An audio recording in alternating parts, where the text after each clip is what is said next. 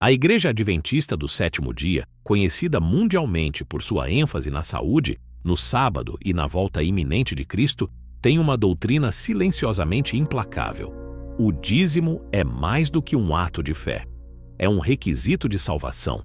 Um sistema rigoroso e institucionalizado, onde a entrega de recursos financeiros é medida como a prova máxima de lealdade a Deus, e onde a falta de contribuição pode ser interpretada como caminho para a perdição. Essa doutrina é ensinada desde cedo. Nas escolas infantis dentro das igrejas, crianças e adolescentes são doutrinados a entender que reter o dízimo é um pecado grave. Em púlpitos ao redor do mundo, pastores repetem a frase: "Quem não dizima está roubando a Deus". E em programas transmitidos nos canais oficiais adventistas na TV e no YouTube, essa lógica é levada a milhões de lares. Em um sermão notório, o apresentador Arilton de Oliveira foi direto, dizendo que o dízimo importa para a salvação. E isso independe da classe social. Independe. É uma obrigação? É. É ponto de salvação? É. É uma obrigação? É. É ponto de salvação? É. Quando nós falamos assim, ponto de salvação, quer dizer sine qua non. Se não praticar, você está perdido. Se não praticar, você está perdido. E até mesmo o então presidente da Igreja Adventista no Brasil, num sermão sabático, declarou que os membros deveriam quebrar as suas contas do mês, mas nunca deixar de dar o seu dízimo para os cofres da igreja. Em tempos de crise, quando você tiver que olhar para os seus recursos e pensar, está tão pouco, está tão difícil, eu não sei como eu vou viver neste momento com a redução das finanças dentro da nossa casa, aí eu vou lhe dar um conselho. Por favor, tenha coragem e experimente viver pela fé e provar ao Senhor. Experimente. O medo é um inimigo da fé. E por medo de não conseguirmos sobreviver, nós quebramos os nossos princípios, porque fazemos a nossa matemática, não vai dar. E porque dizemos não vai dar e o medo bate, a gente recolhe. Meu conselho a você: experimente quebrar as suas contas e viver pela fé. Experimente quebrar as suas contas e viver pela fé. A Bíblia, no entanto, apresenta outra realidade. Em nenhum lugar do Novo Testamento, o dízimo é imposto como mandamento aos cristãos. Jesus, Paulo, Pedro, nenhum deles exige tal prática como critério para se alcançar o céu. O apóstolo Paulo, em sua segunda carta aos Coríntios, capítulo 9, versículo 7, escreve: "Cada um contribua segundo propôs no coração, não com tristeza ou por necessidade, porque Deus ama quem dá com alegria." Não há ameaças, não há porcentagens, há liberdade. Uma liberdade que desaparece sob o sistema adventista. A doutrina oficial da Igreja Adventista ensina que o dízimo pertence a Deus e que deve ser devolvido sobre todos os bens materiais adquiridos, incluindo não apenas salários, mas também qualquer benefício recebido. A base para essa crença está nas leis mosaicas do Antigo Testamento, em textos como o livro de Levítico, capítulo 27, versículo 30, e o livro de Números, capítulo 18, versículo 24. Só que esses mesmos textos determinam que o dízimo era alimento, proveniente da produção agrícola e do rebanho, algo exclusivo da economia agrária de Israel. Não era dinheiro, e muito menos imposto sobre todo tipo de profissão. Os únicos que pagavam o dízimo eram agricultores e criadores de animais. Na lógica do Antigo Testamento, o dízimo era usado para sustentar os levitas, uma tribo sem herança de terra. Já na lógica adventista, os dízimos são transferidos para conferências e uniões administrativas, que os utilizam para pagar salários de pastores, líderes e advogados. Igrejas locais são impedidas de utilizar o dízimo para manter suas estruturas, ajudar famílias necessitadas ou custear qualquer despesa que não tenha sido previamente aprovada. Não é por acaso que as igrejas locais são proibidas de usar os próprios dízimos. Isso está escrito, com todas as letras, no Manual da Igreja Adventista do Sétimo Dia. O dízimo não deve ser usado de nenhuma forma pela igreja local, mas mantido em custódia e enviado à tesouraria da associação. O documento oficial Princípios e Diretrizes sobre o Dízimo reforça: o dízimo não é usado nem gasto pela igreja local, mas é enviado ao tesoureiro da associação ou missão. Assim, o dízimo de todas as igrejas flui para a tesouraria do campo local. E nem mesmo o pastor pode intervir nisso, como deixa claro Ellen G. White em sua instrução. No nível da igreja local, a natureza sagrada do dízimo é reconhecida quando ele é remetido para a tesouraria de Deus. Nem mesmo o pastor local tem autoridade para colocar a mão no dízimo. Essa centralização absoluta transforma a doação voluntária em uma estrutura fiscalizada, rígida, muitas vezes opressiva. Um membro adventista pode estar passando fome, mas é instruído a devolver o dízimo antes de pagar sua conta de luz. Um aposentado, que mal consegue comprar seus remédios, é encorajado a separar os 10% do Senhor, sob risco de perder a bênção, a proteção e a salvação. Mas talvez o ponto mais contraditório dessa doutrina esteja nos próprios escritos de Ellen White, profetisa e cofundadora da igreja. Em 1896, ela foi categórica: ninguém se sinta no direito de reter o dízimo para usar segundo seu próprio juízo. Eles não devem usá-lo para si mesmos em uma emergência, nem aplicá-lo conforme acharem melhor, mesmo naquilo que considerarem a obra do Senhor. Testemunhos, volume 9, página 247. Contudo, 9 anos depois, em uma carta pessoal enviada a um líder da igreja, a mesma Ellen White confessa: tenho apropriado meu dízimo para os casos mais necessitados que chegaram ao meu conhecimento. Tenho sido instruída a fazer isso. E como o dinheiro não está sendo retido do tesouro do Senhor, não é algo que deva ser comentado. Ela não apenas contradiz sua própria ordem anterior, ela justifica sua conduta e recomenda sigilo. Admite ter recebido dízimos de outros membros, entregue diretamente em suas mãos, e afirma que, se tornasse pública essa prática, mais pessoas poderiam seguir seu exemplo.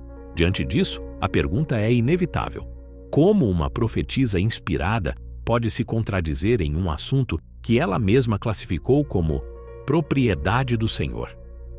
A confusão aumenta quando observamos como essa doutrina do dízimo se enraizou na prática institucional da Igreja Adventista. Em reuniões administrativas, gráficos de arrecadação são usados para pressionar igrejas de menor retorno. Pastores são avaliados não apenas por sua pregação, mas pela produtividade financeira de seus distritos. Em alguns casos, o sucesso de uma igreja local é medido por seu desempenho em dízimos, não pelo cuidado com os pobres, não pela comunhão, não pelo discipulado, apenas pelos números. Ao longo da história, muitos líderes cristãos se opuseram à imposição do dízimo como lei. A maioria dos primeiros pais da igreja, como Clemente de Roma, Justino Mártir e Tertuliano, rejeitou o dízimo como prática judaica. O Concílio de Macon, em 585 d.C., foi uma das primeiras tentativas de impor o dízimo aos cristãos, e mesmo assim falhou. Só no ano 777, sob o domínio de Carlos Magno, a Igreja Católica passou a cobrar oficialmente o dízimo de todos os membros. Ainda assim, por séculos, pastores cristãos se sustentavam por meio de trabalho próprio, como recomendava o apóstolo Paulo. O Novo Testamento não estabelece porcentagens, estabelece princípios. A generosidade, o cuidado com o próximo, a solidariedade espontânea. Todo o cristão que conhece a palavra de Deus e pastores honestos que apresentam a verdade do Evangelho sabem que nenhuma igreja, em nenhuma carta apostólica, jamais impôs o dízimo como critério de salvação. Mesmo assim, na estrutura adventista, esse critério foi institucionalizado. Mais do que isso, foi elevado à condição de prova de fé. Aquele que dizima é fiel. O que não dizima é infiel e está espiritualmente em risco. O Evangelho da Graça foi substituído por um evangelho de débito, uma fé medida por extratos bancários. Os efeitos desse sistema são profundos. Espiritualmente, cria-se um ambiente de medo e culpa. Socialmente, perpetua-se a exploração da vulnerabilidade econômica dos membros. Eticamente, levanta-se um sistema que se sustenta à custa do sofrimento de muitos, enquanto poucos decidem como e onde os recursos serão usados. A instituição, no entanto, proíbe qualquer uso do dízimo para atender necessidades emergenciais de membros locais. Não importa a urgência, não importa a dor. A doutrina é clara: o dízimo sobe, nunca desce. E quem tenta questionar essa lógica é rotulado como rebelde, como infiel, como alguém que está em rebelião contra Deus. Neste cenário, o púlpito deixa de ser um altar de esperança e se transforma em balcão de cobrança. A fé vira uma fatura. O culto se transforma em prestação e a igreja em repartição fiscal. Enquanto isso, a cruz de Cristo, sinal da graça, da liberdade, da oferta perfeita, é silenciada por gráficos financeiros, campanhas de arrecadação e apelos emocionais travestidos de espiritualidade. Este é o dízimo que compra o céu, um sistema que precisa ser confrontado, uma teologia que precisa ser desmascarada e uma igreja que precisa ser chamada à responsabilidade. Hoje, vamos explorar como esse sistema produz chantagem emocional, promove exclusões e manipula comunidades inteiras. Vamos mostrar o impacto prático dessa doutrina nas igrejas locais, nos lares e nas consciências. E vamos seguir o dinheiro, desde o banco do fiel até os cofres da organização, porque a fé não tem preço. E a salvação, meus amigos, esta não está à venda.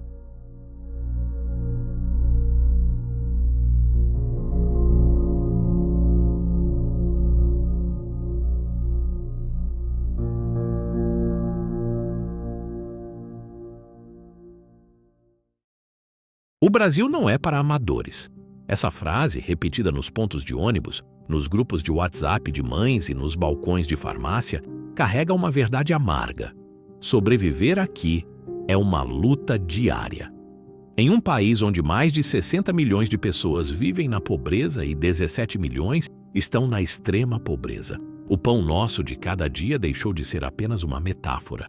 Virou uma busca desesperada.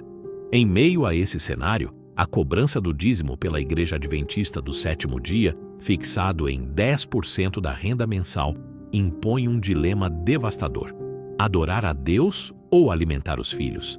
Mas o drama não para aí.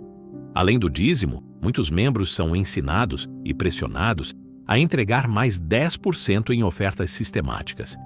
E, frequentemente, são convidados a aderir a campanhas de pacto, duplo pacto ou alvo missionário, somando mais 10% ou até mais. 100% desta oferta especial será para construir a igreja no local onde o seu distrito já escolheu. E é importante lembrar, esta é uma oferta de sacrifício. Esta é uma oferta de sacrifício. Você não pode fazer uso do seu dízimo e nem de sua oferta sistemática, aquela que você leva regularmente para os cultos. Como é que é? Você não pode fazer uso do seu dízimo e nem de sua oferta sistemática, aquela que você leva regularmente para os cultos. Vamos fazer a conta. Uma mãe solteira que recebe um salário mínimo de R$ 1.412. Ela entrega R$ 141,20 de dízimo. Depois, outros R$ 141 como oferta regular. E mais R$ 141 em campanhas de pacto missionário. No total, são R$ 423,60. Sobra menos de R$ 1.000 para aluguel, gás, alimentação, transporte, remédios, roupa, escola. Isso, claro, se ela não for uma diarista sem carteira assinada ou uma vendedora informal que sequer tem renda fixa. Para muitas mulheres como ela, essa escolha ocorre diante do caixa eletrônico, pagar a conta de luz ou devolver ao Senhor, comprar leite ou cumprir o pacto. Defensores da prática podem dizer, mas são apenas R$ 80 ou R$ 100 por mês. É pouco. Não é. Não no Brasil. Para uma família que vive com margens estreitas, cada real conta. R$ 80 ou R$ 100 podem ser 3 ou 4 quilos de arroz, 2 litros de leite por semana, um botijão de gás a cada 2 meses. Pode ser a passagem de ônibus que leva um filho à escola ou uma mãe ao trabalho. E o mais trágico, impacta diretamente a alimentação, por exemplo. de um idoso aposentado que vive sozinho. Enquanto isso, a Igreja Adventista não flexibiliza. Ela exige. E mais grave ainda, se isenta. Nenhuma parte do dízimo pode ser usada para socorrer membros em necessidade. Não importa se a igreja local sabe da fome. Não importa se a situação é de urgência. O dinheiro precisa subir, precisa seguir para a associação, precisa alimentar a máquina. O relatório oficial ASR 2024A deixa isso claro. Ele mostra quanto, em média, cada membro entregou de dízimo por ano em cada região do Brasil. No Norte, foram R$ 896,05 por membro ao ano. No Nordeste, R$ 1.035,77. No Centro-Oeste, R$ 1.232,89. E no Sudeste, R$ 1.917,40. E no Sul, R$ 1.775,85 por pessoa. No Norte e no Nordeste, justamente as regiões mais pobres do Brasil, a contribuição em dízimos e ofertas por pessoa ainda é bem alta, se tratando de regiões com ampla concentração de famílias carentes. E os pobres, muitas vezes, doam mais do que podem. Doam por medo, por culpa, por lealdade. E são ensinados que, mesmo na escassez, devem manter o compromisso com a obra. Mas a pergunta que precisa ser feita é: que obra é essa? O Evangelho da Graça que liberta ou a lógica tributária de um sistema religioso que transforma fé em fatura? Que obra é essa? A obra que prega que os doadores serão mortos e assassinados pelos católicos? A obra que prega mensagens de uma falsa profetisa com livros que sujam o Evangelho de Cristo como o grande conflito? Que obra é essa? Aquela em que utilizam valores milionários para trocar o piso da casa publicadora brasileira, simplesmente porque o dinheiro está lá, dormindo em berço esplêndido, enquanto mães não sabem o que fazer para alimentar seus bebês? Que obra é essa? Aquela que paga o salário de pastores abusadores, que financiam o Caixa 2 das associações para compras de terrenos e construções de condomínios particulares com laranjas? Que obra é essa? Aquela que altera laudos e obituários dentro de hospitais com o objetivo de queima de arquivo? A mesma obra que destrói a vida de pastores e esposas de pastores em crise devido à pressão psicológica que já levou dezenas à depressão, descontrole emocional e ao suicídio? O argumento frequentemente usado por líderes adventistas é o da viúva de Sarepta. Dizem que, assim como ela entregou sua última refeição ao profeta Elias, os membros também devem confiar que Deus proverá. Mas essa comparação beira o abuso teológico, porque, no relato bíblico, Elias era um profeta verdadeiro, enviado por Deus, e a entrega da viúva foi seguida de um milagre contínuo. A farinha e o azeite nunca acabaram. Deus sustentou aquela casa durante toda a seca. Elias não apenas recebeu, ele multiplicou. Ele representava, de fato, a presença de Deus. Já a Igreja Adventista, ao contrário, vira as costas para os necessitados. Ela não multiplica, ela acumula. Ela não reparte, ela concentra. Pastores são proibidos de usar o dízimo para socorrer membros em crise. Igrejas locais não têm autorização para comprar um pacote de arroz com o dízimo que arrecadam. E quando membros questionam esse sistema, são tratados como rebeldes, como infiéis, como gente perigosa. A diferença é gritante.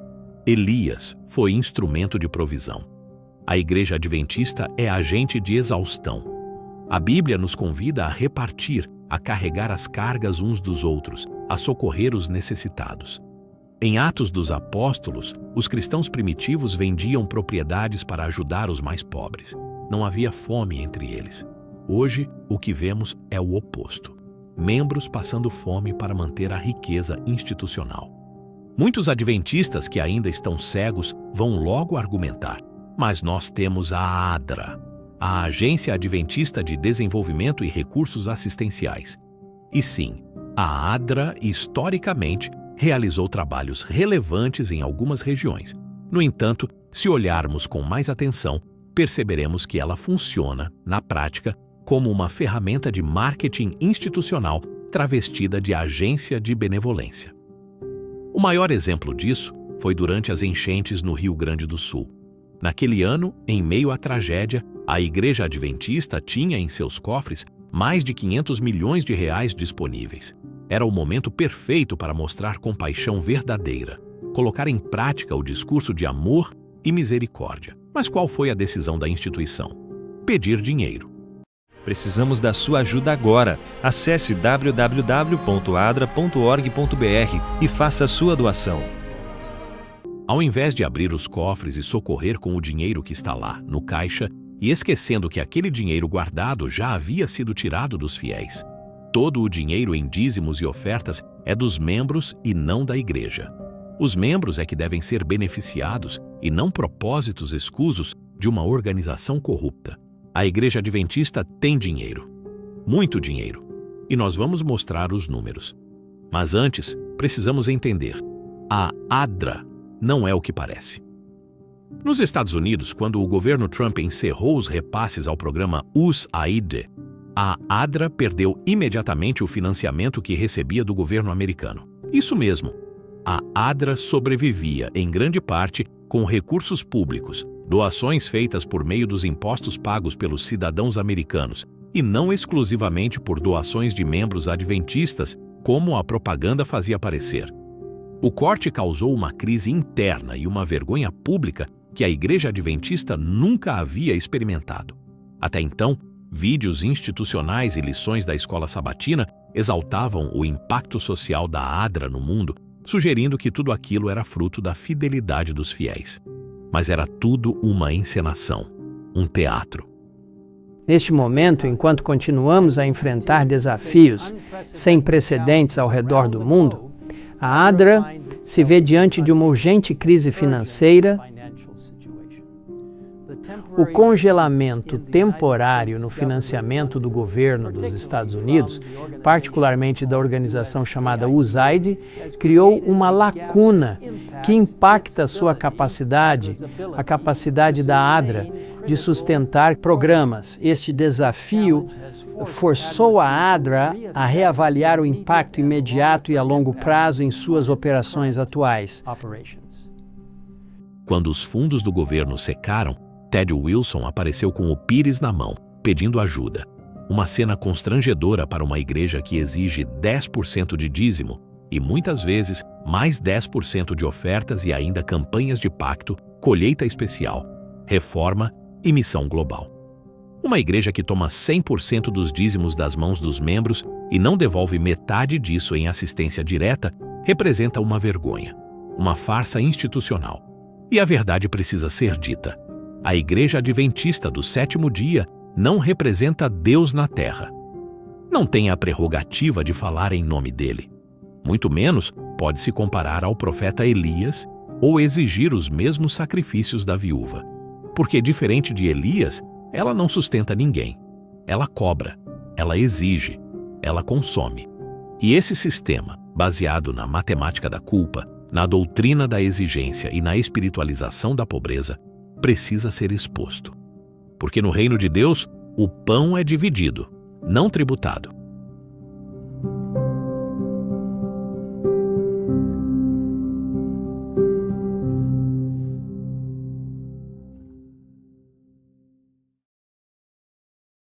Você que é membro da Igreja Adventista do Sétimo Dia, já se perguntou quanto dinheiro a sua igreja arrecada por ano?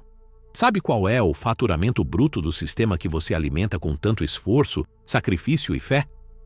Talvez você pense em alguns milhões, talvez 100 milhões.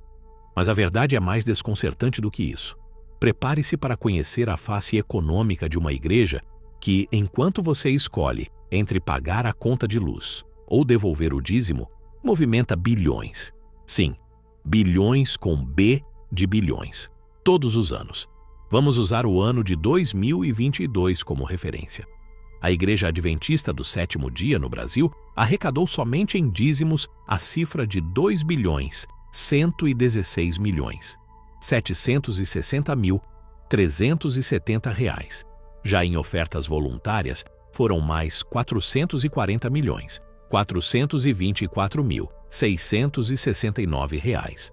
No total, a arrecadação da igreja no país chegou a 2.557.185.039 reais, uma entrada completamente isenta de impostos, garantida pelo status de entidade religiosa. Valor superior ao lucro líquido de muitas das maiores empresas do Brasil. Vamos comparar? Compare a Igreja Adventista com empresas brasileiras. Raizen, lucro líquido de 614 milhões de reais. Tupi, 502 milhões de reais. Brava Energia, 469 milhões de reais. Log Commercial Properties, 425 milhões de reais. Dataprev, 385 milhões de reais. Hemobras, 101 milhões de reais. Todas essas empresas operam com folha de pagamento, impostos altíssimos, despesas com fornecedores, logística, distribuição, auditorias externas e ainda precisam prestar contas públicas. E mesmo assim, lucro líquido inferior ao arrecadado, livre de impostos pela Igreja Adventista no Brasil em apenas um ano. Como você pode ver, a performance financeira da Igreja Adventista do Sétimo Dia é maior do que grandes empresas do Brasil. Veja os dados por regiões brasileiras em 2022. Região Sudeste, dízimos R$428.954.912 reais. Ofertas, R$91.619.793 reais. Total, R$520.574.706 reais. Região Sul, dízimos, R$316.102.864 reais. Ofertas, R$67.385.895 reais. Total, R$383.488.759 reais. Região Nordeste, dízimos, R$160.800.009 reais. Ofertas, R$24.152.670 reais. Total, R$184.960.679 reais. Região Centro-Oeste, dízimos, R$228.984.189 reais. Ofertas, R$70.179.230 reais. Total, R$299.164.420 reais. Região Norte, dízimos, R$225.260.961 reais. Ofertas, R$32.961.300 reais. Total, R$258.222.261 reais. Total nacional de 2022, R$2.557.185.039 reais. O dízimo não é um ato sagrado em si mesmo, mas uma decisão consciente de transferir o seu dinheiro para uma instituição humana. E essa instituição deve prestar contas, ser transparente, servir a comunidade local e não transformar a fé em planilha de metas. E por falar em metas, vamos olhar a matemática mais sombria do sistema. Um pastor que cuida de 8 igrejas, e isso é comum, tem um custo anual de R$182 mil. Agora, suponha que cada uma dessas igrejas arrecade R$15 mil por mês, entre dízimos e ofertas. Isso gera uma receita de R$120 mil por mês, ou R$1.440.000 por ano. Subtraia o custo do pastor. Sobra mais de R$1.250.000 de lucro institucional. Enquanto isso, a igreja local, a que você frequenta, mal consegue trocar o microfone.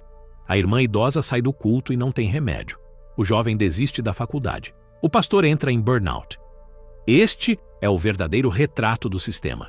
Uma máquina institucional que reduz custos em cima do sofrimento humano, otimiza os gastos em regiões pobres, concentra poder e lucros no topo e se sustenta com uma narrativa espiritualizada que te convence de que devolver o dízimo é obedecer a Deus, quando, na verdade, é financiar um CNPJ que aprendeu a sobreviver da sua consciência. A fé em Cristo não pode ser medida por transferências bancárias, e a Igreja de Deus não deveria se parecer com uma empresa multinacional que monetiza a devoção do seu povo. Chegou a hora de enxergar com clareza. Chegou a hora de você parar com essa desculpa confortável e covarde. Eu fiz a minha parte. Se eles estão roubando, Deus vai cobrar deles. Ou pior ainda, eu devolvi o dízimo, agora a responsabilidade é deles diante de Deus. Não, não é assim que funciona. Enquanto você repete esse discurso para aliviar a própria consciência, a máquina continua girando. E você continua alimentando uma estrutura corrupta com o seu silêncio e o seu dinheiro. O dinheiro que você mal tem. O dinheiro que poderia pagar a escola do seu filho, o remédio da sua mãe, o gás da sua casa. Mas você entrega achando que está agradando a Deus, quando, na verdade, está financiando um sistema administrativo que vive de medo, manipulação e marketing religioso. E não se engane, a Igreja Adventista do Sétimo Dia age como a Igreja Universal. Que no sábado, dia 12 de julho, quando você sacrificar sobre o altar, Deus vai enviar os anjos com a resposta. A diferença é o verniz, a embalagem. Em vez de gritos e campanhas milionárias no altar, você recebe um vídeo bem produzido chamado Provai e Vede, com música suave, imagens de escolas e batismos e testemunhos cuidadosamente selecionados para uma coisa só: fazer você abrir a carteira. E você abre, com fé, com dor, com esperança. Mais de 2 bilhões e 500 milhões de reais. Repita isso com calma. Mais de 2 bilhões de reais por ano. Esse valor poderia transformar o Brasil. Poderia levantar escolas públicas exemplares. Poderia construir hospitais de graça em cada estado. Poderia alimentar milhares de famílias por meses. Poderia tirar você mesmo da miséria. Esses mais de 2 bilhões de reais pertencem aos adventistas e deveriam estar nas igrejas locais. Que tal mudarmos o sistema um pouco? Imagine esse cenário. 90% dos dízimos fica nas igrejas. 10% sobe para manter o sistema. Simples, ético, bíblico, transparente. Mas hoje o sistema faz o oposto. 100% sobe. E quando você precisa de ajuda, você tem que pedir, justificar, esperar e ouvir um não disfarçado de piedade institucional. A mudança só vai começar quando o adventista perder o medo. Medo do CNPJ. Medo das ameaças do pastor. Medo de Ellen White e suas interpretações fora de contexto. Medo de sair da linha e ser visto como infiel. Só vai começar quando o adventista enxergar com clareza. Esses bilhões só existem porque foram entregues com suor, com lágrimas, com sacrifícios profundos, por gente fiel, mas enganada. E essa lucidez não é rebeldia. É coragem. Coragem de dizer: chega. Qual será a sua decisão? Qual será a sua decisão hoje? Na parte final deste documentário, você irá conhecer pela primeira vez as corrupções financeiras da Igreja Adventista do Sétimo Dia. Como o dinheiro tão sagrado tem sido por muitas e muitas décadas a fonte central da doença institucional adventista, das corrupções, dos conluios, das compras de votos e de uma corrupção sistêmica no Brasil e nos Estados Unidos. Nos vemos em breve, na parte 2 deste documentário. Ouça a voz do Espírito Santo. Mês que vem, faça um teste. Invista seu dízimo para aqueles que precisam e estão perto de você. Invista seu dízimo nos mais pobres, nos desprotegidos, nos doentes. Invista seu dízimo no ministério de Cristo Jesus. Invista seus 10% no reino de Cristo. Se você tomar essa decisão, as oportunidades irão surgir imediatamente e você vai se tornar um verdadeiro agente das bênçãos de Deus. Experimente e nos vemos em breve.